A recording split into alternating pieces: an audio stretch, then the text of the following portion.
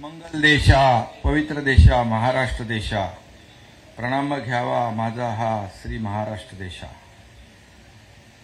महाराष्ट्राच्या निर्मितीला आज 65 वर्ष पूर्ण होत आहे। राज्यातील तमाम जनतेला मी महाराष्ट्र दिनाच्या हार्दिक शुभेच्छा देतो।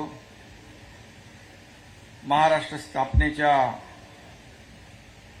स्थापनेसाठी ज्या हुतात्म्यांनी आपल्या प्राणांची आहुती दिली त्यांना आदरांजली वाहतो। आजच्या या महाराष्ट्र दिनाच्या कार्यक्रमाला उपस्थित सर्व मान्यवर, खासदार, आमदार, लोकप्रतिनिधी, जिल्हाधिकारी, पोलीस आयुक्त, महापालिका आयुक्त, पोलीस अधीक्षक, सहपोलीस आयुक्त, सीओ, जिल्हा परिषद, सर्व लोकप्रतिनिधी, सर्व अधिकारी, या महाराष्ट्राच्या मातीसाठी अनेकांनी रक्त सांडलं, बलिदान केलं। त्यामागे अनेक दिग्गजांच्या तपश्चर्या आहे, कर्तृत्व आहे। त्या साऱ्यांचं स्मरण करण्याचा हा दिवस आहे। ज्यांनी ज्यांनी या भूमीसाठी बलिदान दिलं त्या सर्व ज्ञात अज्ञात स्वातंत्र्य सैनिकांचं स्मरण करण्याचा आजचा दिवस आहे। आज आंतरराष्ट्रीय कामगार दिन आहे। महाराष्ट्राच्या उभारणीमध्ये कामगारांचं बहुमोल योगदान आहे, त्यांचं स्मरण करण्याचा दिवस आहे। आज महाराष्ट्र दिन साजरा करण्यासाठी आपण जमलो आहोत आणि सीमेवर पुन्हा एकदा युद्धाचे ढग जमू लागले आहेत। ही वेळ आहे छत्रपती शिवरायांच्या शौर्याचा वारसा जागवण्याची, एकमेकांमधले हेवे दावे, पक्षभेद, अंतर्गत वाद भांडणं गाडून देशासाठी एकजुटीने उभं राहण्याची। ही राजकारणाची वेळ नाही, राष्ट्रकार्याची वेळ आहे। पहलगाममधल्या अतिरेक्यांनी निरपराध पर्यटकांना गोळ्या घातल्या, याचा बदला देशाचे प्रधानमंत्री मोदीजी आणि आपले शूर सैनिक नक्की घेतील। त्या कामात मराठी पाऊलही पुढे असेल हे मी खात्रीने सांगतो। महायुतीच्या काळात महाराष्ट्राच्या महाप्रगतीची घोडदौड सुरू झाली। पंतप्रधान नरेंद्र मोदी, गृहमंत्री अमित भाई शाह यांच्या मार्गदर्शनाखाली मुख्यमंत्री देवेंद्र फडणवीसजी, उपमुख्यमंत्री अजितदादा पवार आणि मी, आम्ही तिघेही एक दिलाने एक मताने महाराष्ट्राचा गाडा हाकत आहोत। जातनिहाय जनगणना करण्याचा ऐतिहासिक निर्णय प्रधानमंत्री नरेंद्र मोदीजी यांच्या नेतृत्वाखाली काल केंद्र सरकारने घेतला। महाराष्ट्र दिनाच्या पूर्वसंध्येला हे वृत्त येऊन थडकलं। मोदी सरकारची सामाजिक न्यायाची भेटच आपल्या देशाला मिळाली असं म्हणावं लागेल। या निर्णयामुळे महामानव डॉक्टर बाबासाहेब आंबेडकर यांना अभिप्रेत असलेला भारतीय समाज आता भविष्यात उभा राहिलेला दिसेल। असे निर्णय घ्यायला धाडस लागतं आणि म्हणून अनेक धाडसी निर्णय आपल्या केंद्र सरकारने मोदी साहेबांच्या नेतृत्वाखाली घेतले। काश्मीरमधलं 370 कलम असेल, माझ्या बहिणींना सत्तेत वाटा देणारे नारी शक्ती वंदन असो, वक्फ बोर्ड सुधारणा असो, असे अनेक कायदे मोदीजींनी धाडसाने घेतले।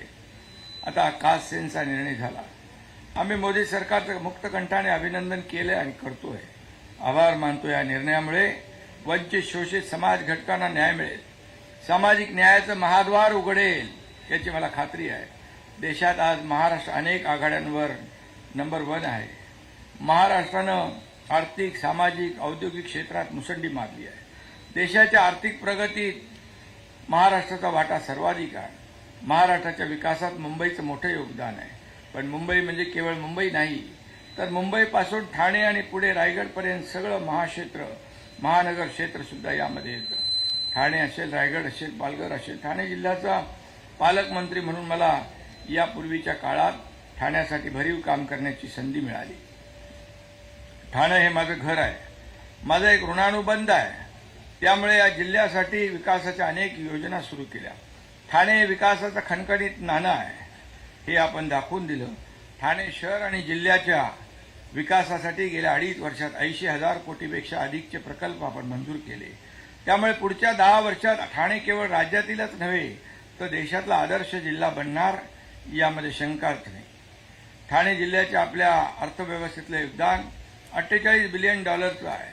2030 पर्यंत ते $150 बिलियन इतकं करायचं आहे. MMRच्या विकासासाठी MMRDA आणि वर्ल्ड इकॉनॉमिक फोरममध्ये MOU झाला आहे. मुंबईचा GDP दुप्पट होतोय. मुंबई एवढेच पालघर, ठाणे आणि रायगडचं योगदान असणार आहे. पुनर्वसन, परवडणारी घरं, जागतिक दर्जाची वाहतूक यंत्रणा आणि दर्जेदार लाईफस्टाईल असं ठाणे जिल्ह्यात चौफेर विकास करायचा.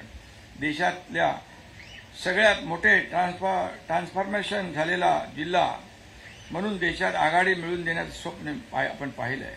आपलं सरकार हे कोणत्याही परिस्थितीत साकार करणार. ठाण्याचा चेहरामोहरा बदलणारे तब्बल 34 इन्फ्रा प्रोजेक्ट सुरू आहेत. मेट्रो, बुलेट ट्रेन, कोस्टल फ्लायओव्हरचा समावेश आहे. त्यासाठी तब्बल 4 लाख कोटी रुपयांची गुंतवणूक अपेक्षित आहे. नागला बंदर येथे सर्वात मोठी चौपाटी विकसित होती आहे. ठाणेकरांना तणावमुक्त जीवन जगण्यासाठी, मनोरंजनासाठी ही मोठी सुविधा विकसित होती आहे.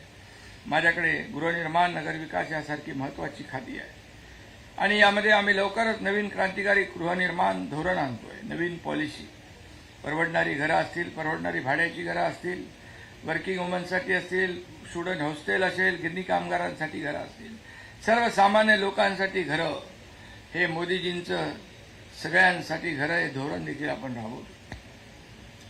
येत्या 5 वर्षात 8 लाखापेक्षा जास्त घरं आपण बांधतोय. समृद्धी महामार्गाचा शेवटचा टप्पाही जवळजवळ पूर्ण झाला आहे. मुंबई पुणे मिसिंग लिंकचं काम 96% पूर्ण झालंय. आमच्या कामात कोणताही स्पीड ब्रेकर नाही आहे.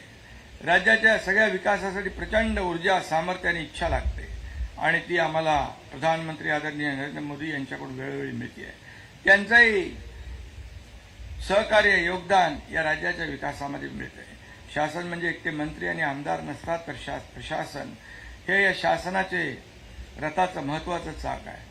शासन आणि प्रशासन ही रथाची महत्वाची 2 चाकं आहे. मी जिल्हा प्रशासनाचे कौतुक करतो. सर्वच विभागांनी अतिशय डेडिकेशनने काम केले. ठाणे जिल्हा तर उद्योगाचा जिल्हा म्हणून ओळखला जातो. गेल्या वर्षी ठाणे जिल्हा उद्योग केंद्राने गेल्या 2 वर्षात 10,061 कोटी रुपयाच्या गुंतवणुकीसह 150 सामंजस्य करार केले. त्यामधून 1 लाख रोजगार उपलब्ध होणार आहे. ठाणे शहराला 32 किलोमीटरचा समुद्र सागरी किनारा लाभला आहे. 11.90 किलोमीटर सागरी किनारा विकासाचं नियोजन आपण करतोय. त्यातही 5.5 किलोमीटरचा प्रकल्प पूर्ण झाला आहे. 14,000 क्षमतेचं भव्य असं कन्व्हेन्शन सेंटर उभारण्यात येणार आहे. दिव्यांग बंधू भगिनींना आर्थिकदृष्ट्या सक्षम करण्यासाठी CSRच्या माध्यमातून दिव्यांग कल्याण केंद्र उभारले. क्षयरोग निर्मूलन कार्यक्रमात ठाणे पालिकेचा 4था क्रमांक आला आहे.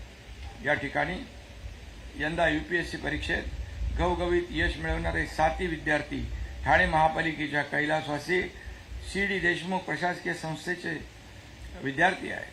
त्यांचं यश आम्हा सगळ्यांसाठी अभिमानास्पद आहे. शासनाच्या 100 दिवसाच्या कृती आराखड्यामध्ये ठाणे महापालिकेचा 1ला क्रमांक आला आहे. मी त्यांचंही अभिनंदन करतो. उमेद अंतर्गत लखपती दीदी योजनेत ठाणे जिल्ह्याने 100% उद्दिष्टपूर्ती केली आहे. सुमारे 47,000 स्वयंसहायता गटातील महिलांचं वार्षिक उत्पन्न 1 लाख रुपयांहून अधिक झालंय.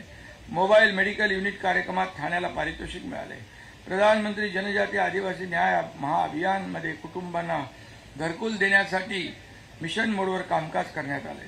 स्मार्ट PHC, स्मार्ट स्कूल उभारली जात आहेत, म्हणजे मॉडर्न शाळा. मीरा भाईंदर येथे दिवाणी तर ठाणे जिल्हा सत्र न्यायालयाच्या इमारतीचे लोकार्पण नुकतंच झालंय. ठाणे जिल्ह्याचा पालकमंत्री म्हणून काही आव्हानं सुद्धा मला दिसतात. जिल्ह्यातल्या पाण्याच्या टंचाईचा प्रश्न सोडवण्यासाठी काळू धरणावर आपण काम करतोय आणि त्याचं काम युद्ध पातळीवर आपण सुरू केलेलं आहे. ठाणे जिल्ह्याच्या चौफेर प्रगती आणि सर्वांगीण सामाजिक विकासासाठी आपलं महाराष्ट्र सरकार सदैव कटिबद्ध आहे. आज महाराष्ट्र दिनी पुन्हा एकदा राज्याच्या प्रगतीचा, भरीव विकास आणि कल्याणकारी योजनांचा संकल्प आपण करूया. त्यासाठी कविवारी सुरेश भट यांच्या 2 ओळी मी या ठिकाणी वाचतो, त्या कायम प्रेरणा देणाऱ्या आहेत. गे मायभू तुझे मी फेडीन पांग सारे, आणि न आरतीला ते सूर्य चंद्र तारे. गे मायभू तुझे मी फेडीन पांग सारे, आणि न आरतीला ते सूर्य चंद्र तारे. धन्यवाद. जय हिंद, जय महाराष्ट्र. देश विदेशातील प्रत्येक घडामोडींचे लाईव्ह अपडेट मिळवण्यासाठी आता साम टीव्हीच्या सर्व सोशल मीडिया प्लॅटफॉर्मला लाईक, फॉलो आणि सबस्क्राईब करा. तसंच सर्व नोटिफिकेशनसाठी बेल आयकॉन प्रेस करायला विसरू नका.